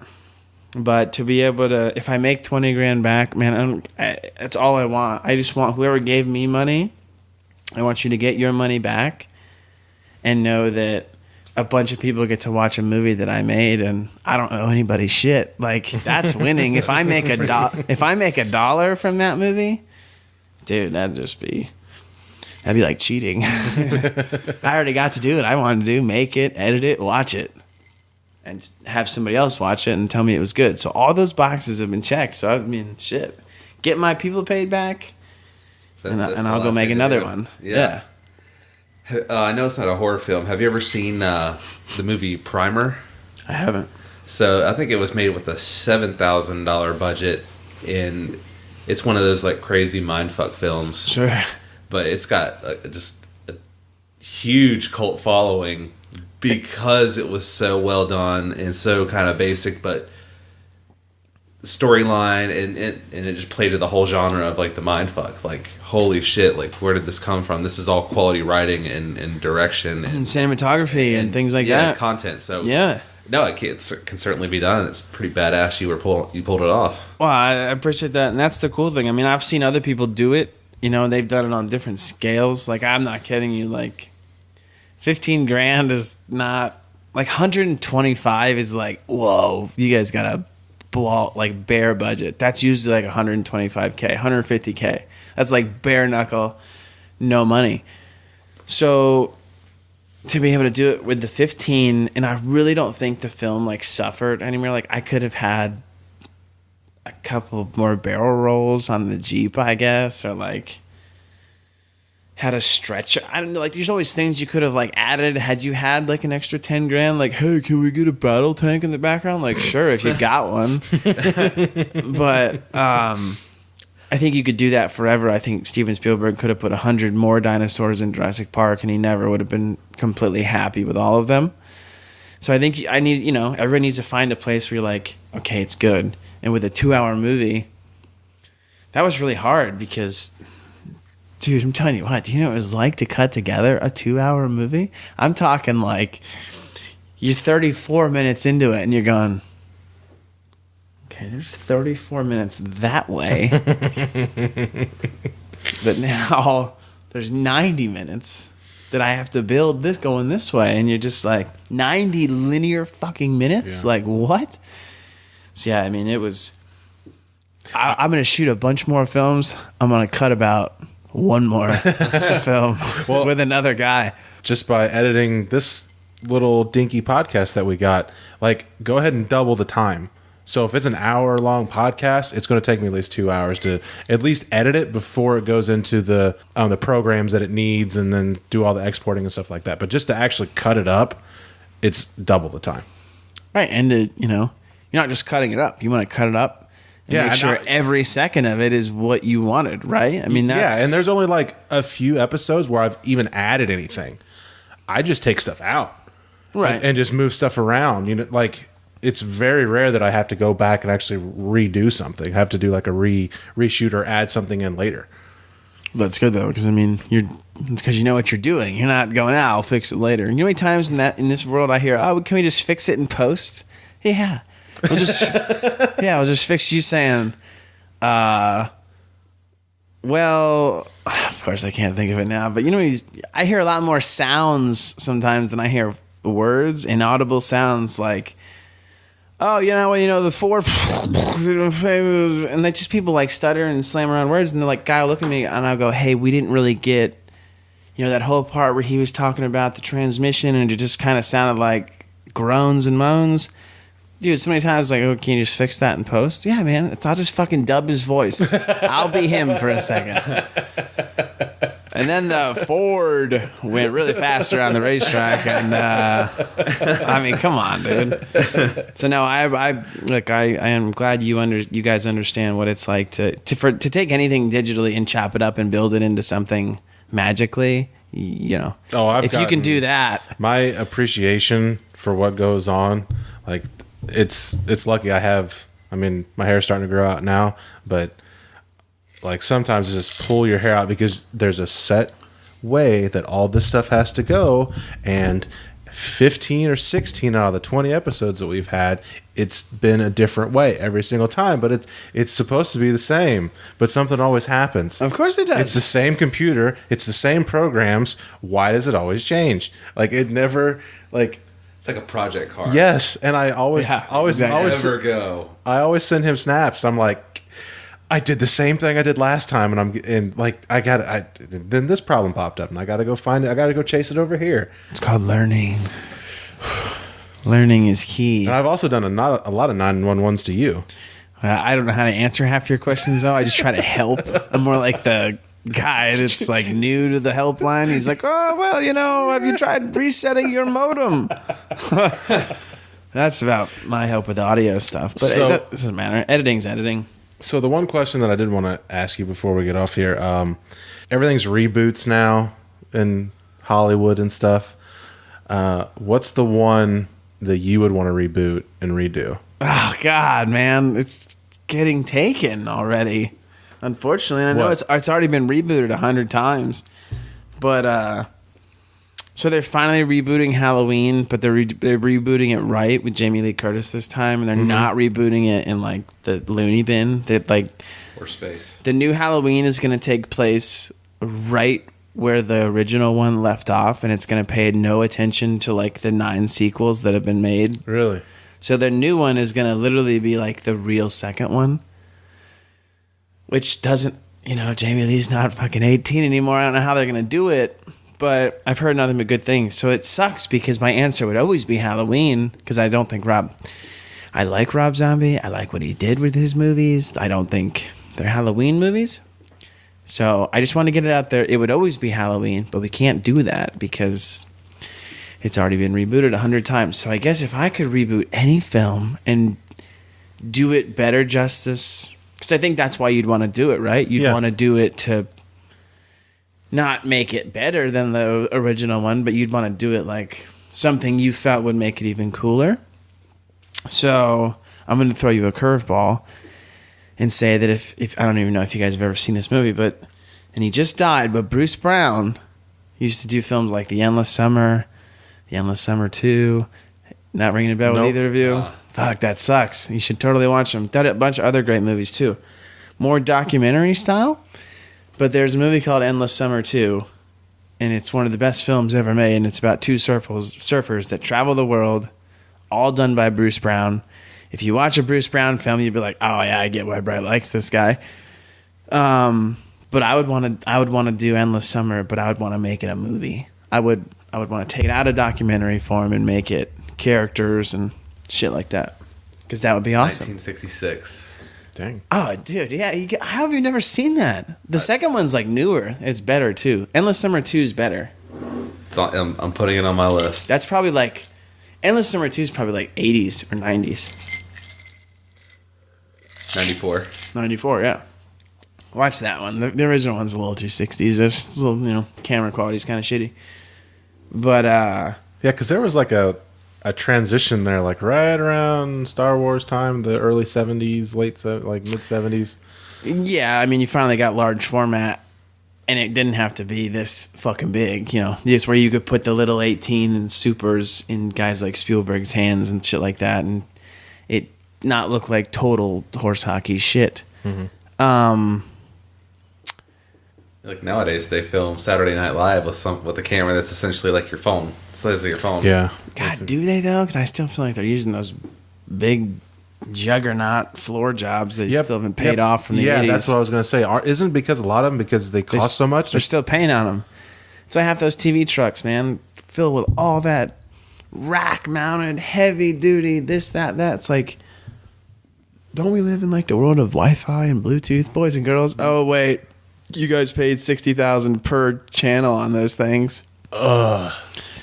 Yeah, that's why literally some places still ask me for a digibeta, like like when you send to MTV and like CMT for music videos, like one of the things says like digibeta or beta SP. That's, you know what that is? A beta is like, Is that like old school? it's a like, fucking tape, dude. Yeah. That's Oh. a big tape. Yeah, Gosh. because they still have decks that they probably spent $150K on in 1991. Yeah, but I mean, they're making millions of dollars. Why isn't that shit paid off yet? Well, let's be honest. If you owned a big TV studio and a big fancy $1 trillion TV truck, You're making payments. would you want to just stuff that laptop in there? Because it could do the same job. But then how illustrious and big is your Wow. It's like, ESPN? It comes down to a lot of image of we're the here network. Yeah. type thing. There's no, yeah, I mean, Everything is a dick swinging contest. it is, Just remember dude. that. My God. You go to any office, if they are operating or doing big things in the world, go to their HQ and tell me you couldn't eat off the floors there and, you know, spend a shitload of money in the first 20 feet building it. So I think, you know, if you're doing well, you should have nice shit. But I think in the grand scheme of things, in the world we live in as far as technology, in syndication as far as audio and video go, that gear is very much out of date. Most of it is. I think. Well, I got a buddy that lives out in Denver. His name is Brian Carpenter. He went out there to the film school. Him and a couple of his buddies moved out there. I forget what it's called. But the movie that I've always pitched at him to remake, and I pitch it to you, and I pitch it to really anybody out there, but there was a movie that came out right around the time of Star Wars. It's called Krull. I don't know if you guys know that one. I don't. But it's like the fantasy, like this evil thing captures this princess, and his castle is on like a little island that transports to different parts of the planet. Like it's so hard to get into because you only have a certain amount of time to get in So there. it's sci-fi. Yeah. Oh yeah, very sci-fi. I'm going to divulge something to Zach that I know is going to upset him, but I figured. Liam Neeson's in it. It's one of his very first. 1983. The hero has that star that has all the knives on it, and he throws it. It's like a boomerang, and it keeps coming back to him. And there's like, he's trying to get there, and he finds Liam Neeson. There's like a whole bunch of like Liam Liam Neeson, like I'll kill you. Where's my daughter? Yeah. So there's like I have sensitive skins. there's like a group of badasses that this like prince or whatever takes these guys with him. There's a Cyclops in it, and See, I wouldn't be able to do that movie because as much as I know everybody in the world, I don't like movies like that. And I'm going to tell you something that'll probably upset you, but I've never even seen Star Wars. Don't care. Get be there get the Thursday same night. reaction from everybody. What? You make movie? What? No, I don't give a shit about space. Spaceships, monster, like love monsters, sci-fi. Might as well be watching daytime television, dude. Don't care at all. wow. I know. It's hard for people to take because they're like, well, wait a minute. But nope. You could still like movies and be a film goer and never have seen Star Wars because you're talking to him. I don't even see how you haven't seen it in like passing. Like it's just on and there's nothing else on. Why would I watch? Oh my God. Why? I'll be honest with you. You know what? I've seen one Star Wars. I saw the new J.J. Abrams one, whatever one that is, 3 years ago. Force Awakens, yeah. Gosh, it's When he been- wipes the blood on the stormtrooper, it's Yeah. like really cool. Like I thought that was cool. I watched that movie and I was like, okay, I've never seen a Star Wars movie. I like J.J. Abrams, and I know you're thinking, how do you like J.J. Abrams if you hate sci-fi? Well, he did that movie 8mm, which was amazing. I don't know if you've ever seen it. yeah. Which I know is kind of sci-fi, but it had that Goonies feel, and I was just like, all day. Rogue One you would really like. That has your type of ending. I don't know, man, because the whole premise that people love about Star Wars, like the crazy characters, the planets, and all, like what makes Star Wars for everybody else is why I don't like it. I fucking cannot stand that stuff. Hey, that's fair enough. But that's like most people, you know, they were watching Star Wars and I was watching The Exorcist. Like yeah, which at the same time, like I can count 3 horror films I've ever seen. Like I'm not. See, that's to me, that's horrible. Like that's what is. But it's because I get it. I always watch them and I always get so mad and so pissed off. Scared? No, like was it? Why didn't she just have a gun and kill him in the first 5 Exactly. seconds? If that guy did that to me, I'd fucking break his nose. Yeah, like was it? The Last House on the Left. Well, dude, Or- okay, that's or- movie sucks. Or The Strangers. Sucks. Those aren't horror movies. Those Hills are Have like, Eyes. Slasher film. yeah, they're Wrong Turn. You're right, because that's like the modern. Those are like teenager movies that people go. Was probably why Let's you just make upset. a cool trailer when fucking he'll wear a sock on his face and like literally, like, Last House on the Left is like the only thing in that movie. I hate that movie because that rape scene is like atrocious in that film. But I don't know, you know what I'm talking about? Yeah. Horrible movie. Oh God. So that's not even a horror film. That's like Straw a Dogs smut. is another one. Straw Dogs is okay. That one just ugh. But like movies like The Strangers and Hills Have Eyes, they're just like. I'm like when I think of a horror movie, I think of like shadows and monsters and like real characters in a weird little town and crazy like like a legit like a It or like Jason, and that's why like or Freddy Krueger. and I know it's so trendy, but like at least Stranger Things is like painting pictures of what movies used to look like and feel like and be like with the fucking little sheriff and the local town. And I mean that's what makes movies good. I'm not saying every movie has to be The Goonies with a monster in it, but I think movies have just lost so much taste with special effects and like, whoa, well, we can just do this and let's just get the biggest actress and make the trailer cool. It doesn't matter if the movie's actually all there. They're not going to give a fuck. Like, people think we're stupid. So I think movies are getting, like, catering to the dumb people that just watch the trailer on their phone and run right to the theater. Whereas, The Gen Pop ruins everything. man, I tell you what, the last couple movies I've gone to the theater and watched have walked out pretty upset, like going, what is this? We're talking about reboots. I walked out of the new It reboot, and I thought it was literally one of the worst movies I'd ever seen in my life. Wow. And it's getting a lot of good. Good reviews? I bet it is. What would you consider like Mulholland Drive? Oh, man. A fucking classic, dude. I love that movie. Love it. Mulholland Drive, I've Blue never heard of Velvet, that movie. Yes. Memento is another good one. Nope. Twin Peaks, the TV show, the original one of the best fucking things David Lynch ever did. But see, one of my favorite movies is I don't know if you've ever seen it or not. It's called Kids. It's Holy shit, man. That's heavy. yeah, that's That's heavy. That's those a kind of heavy movies film. that, and if you, so I'd love for you guys to watch the football movie Eighth Round Pick, but Eighth Round Pick is like the sports version of Kids. For like, Okay. It's very dark, it's very unsettling, it's very like real feeling, and that's what I love because I remember watching Kids as a kid, going, I don't want to ruin spoilers for the people out there that have never seen that movie, but it's amazing. You should go watch it. But I just remember being like scared to death of like, I don't know, being like, I probably watched Kids when I was like 12 and the kids in Kids are like 15, 16 portraying. And I just remember being like, holy shit, I just want to be 12 forever because they made life look really scary. And I think if you can watch a movie and make somebody like legitimately feel something like that, like, doesn't matter what your movie's about.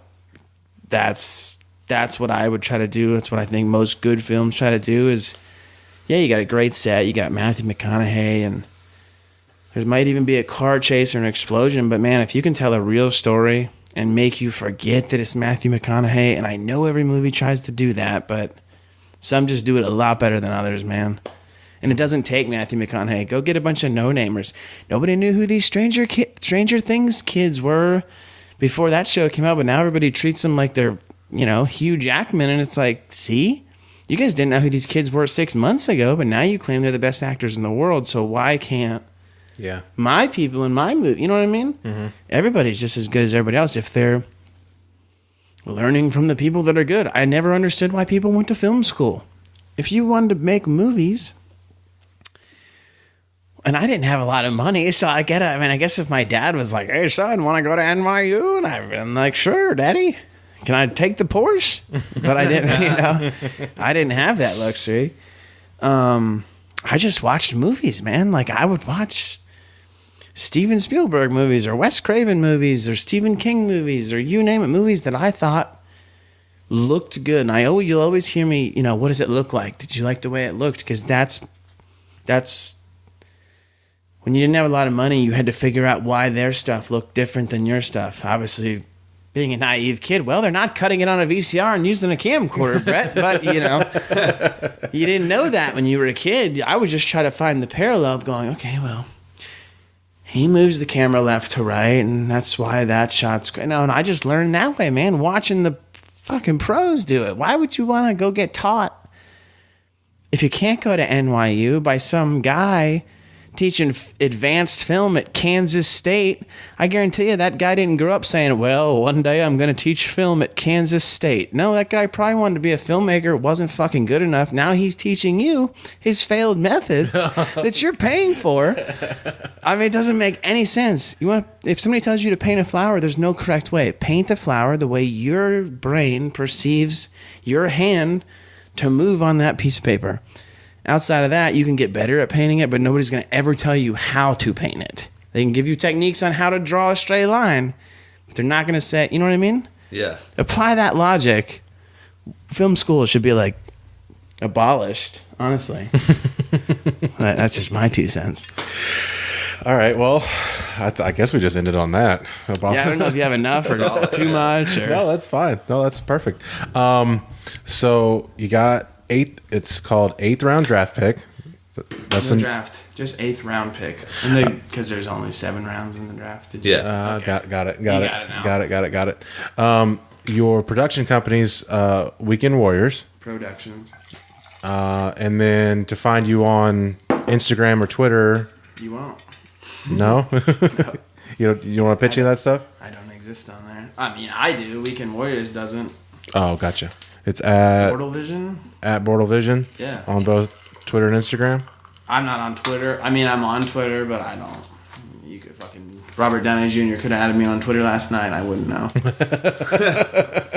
I don't keep up with it. All I do is Instagram. So. Yeah, that's kind of where I'm at too. But it's funny, man. Like, Instagram's the way to go. I mean, I'll be honest. I don't advertise. I don't. What? Oh God! Are we still doing? Are we still going? I thought it was over. Can you really not hear me if I'm not talking into this? No, you were very quiet. I got this thing jacked up too. Oh. Well, that's the thing. I don't advertise. I've never advertised. And then people tell me all the time, like, dude, why don't you have an agent? Why don't you have a Facebook? Why don't you have Twitter and all that? And I just like, in the most non-cocky way, the people that hire me are not going to find me on fucking Twitter and Facebook. And like everybody that sees my stuff, like most of it comes through another brand that I work for or a music video that I did that somebody now represents that guy. Like it's never come from like, hey, I saw your videos on Facebook. And the only ones that have come like that are the jobs you don't want to do. The ones that are like, yeah, I got $3,000, man. You think you can make my kid look like fucking Jimmy Johnson? I'm like, yeah, for 14 seconds. Shit, nope. No, I can't. Not for $3,000, not for $30,000, to be honest with you, because, and I used to do videos like that, man. I feel really lucky in the sense that I don't have to, I really don't have to do a job I don't want to do. And that's like unheard of in a sense, because I feel like the luckiest guy on earth every day because I can say that. But I mean, if it's not cool and I know that I'm not going to be able to like get 100% into it, I'll gladly find you somebody else, but I don't want to do it. No way. I know that sounds bad, but... No, that sounds like what successful people do. Yeah, you know what you want. I would just rather do 10 amazing videos and make... Just pick a number, I don't know, $500,000 than like 30... okay videos for like 700, if that makes sense. I know it's not the best way to equate it, but sometimes not doing that one job that's worth 20 grand that's going to drive you fucking bonkers, like just keep your 20 grand. It's so not worth it. And I've had to figure out how to do that, because me is like, you know, do every job you can, make as much money as you can. You don't know how long this is going to last, but if you do that, you're not giving them the best thing. And that's why I never try to think about the money. Like, obviously things cost money, and they cost a lot of money, honestly, but if you're doing it, you can't like go, okay, well, man, I can only make this the way I want to make it if I have this amount of money. If you're applying a number amount to like your creativity, you're seriously like, you're in the wrong stream, at least in my opinion. I know that to get an A+ effort, you must give me. Yeah, and that's bullshit, man. That's like the Harvard mentality. You're gonna get a better education if your daddy can afford to send you here. It's like bullshit. Meet me out on the playground. Let's see who's better man, man to man. Not with your dad's checkbook. So that's the one good thing, man. That's the one thing that I think that we can take away from this, is that you know exactly what you want. You know exactly how you want it to be. You know, you're very vision oriented with that. The Bortle vision. The Bortle vision. That's probably where that comes from. I just think if you want to be the best, and I'll leave you with this, if you want to be the best at anything in my world, you have to understand it through and through, man. You have to understand the good parts about it, the bad parts about it, I don't know. I just look at it in the sense of for the rest of my lifetime, people are going to make videos. They're going to make good ones and bad ones, and the cameras are only going to get better. The computers are going to get faster. The mediums are going to become more available. I mean, we already have so many places to put videos that I just think, being 31 now, it's so funny. My whole life, I always struggled with like being young for my profession. They're like, oh, I just pictured you much older. And it's like, okay, well, you want your video or not, Jack? But so like, it's nice being 30 in my 30s now. It is. I don't deal with that as much, but now I also know that same 15-year-old that I was is now, probably kicking ass right alongside me somewhere, and he's only 15. So I think, I'm very lucky with the methods that I've learned and the people that I've met along the way to help guide whatever has become that vision. But I just think if you try to make your stuff look as good as humanly possible, and you truly, as your dad always tells you, give it your all, I mean, I just don't see where you can go wrong. I think so many people get confused in the creative world that, the only effective way to do something in this medium is this, or this, or, oh, if you're going to do that, it costs this much money. It's forever changing, and I think it will always forever change. So I just think, as long as I keep making sure I can paint that flower to the best of my ability and make it look as cool as I think I can, then I just hopefully get to keep doing it just like this for a long time, man, because I don't make 10 movies a year, and I certainly haven't directed Jurassic Park yet, but it doesn't mean I'm not going to. Do it with your name and do it with honor. I mean, yeah, that's like the ultimate goal, right? If I can someday, if you're in the movie theater and you're like watching Jurassic Park 43 by that point, because I'm sure they'll have made that many, and it's like directed by Brett Bortle, you'd be like, see, he finally proved to his 30-year-old self that he's not a piece of shit. All right, dude. I appreciate you coming on. Definitely thanks for doing this. This was a lot of fun. Oh my God, thanks for having me. Thanks for putting up with my ridiculous schedule and trying to get here. And it's an honor to, this is my first podcast, so it's an honor to be on one with two guys that you've made this very easy on me, so I much appreciate that. I'm usually the one getting to make people feel uncomfortable, and you put the mic closer to your face, so it's nice to be on the other end of it, and proud of what you guys are doing. Keep doing it, and then eventually we'll bring some cameras in here and show the world what you guys look like. And hey, there we go. keep going down the road. But pleasure to be on. Thank you guys so much, and I'll keep listening. Cool. Thank you for coming on. Everyone that's listening, please check out 8th Round Pick coming out in June. Go back and watch all the 10 Sundays previous, all those videos. It should be on YouTube, Facebook. Yeah, Ford Performance's Facebook, obviously their YouTube channel. NASCAR shared a couple of them, so they're pretty easy to find if you just type in 10 Sundays. Perfect. Thanks everyone for listening. You can find me at JackmanZack on Twitter and Instagram. You can find me on Twitter and Instagram at Tall Guy Turbo. And we will not be here next week because it's Christmas. Merry Christmas to everyone. End of season 1. Yep, end of season 1. We will be back the first week of January with season 2 and a brand new Young and Pruitt podcast. So thank you guys for listening, and see ya.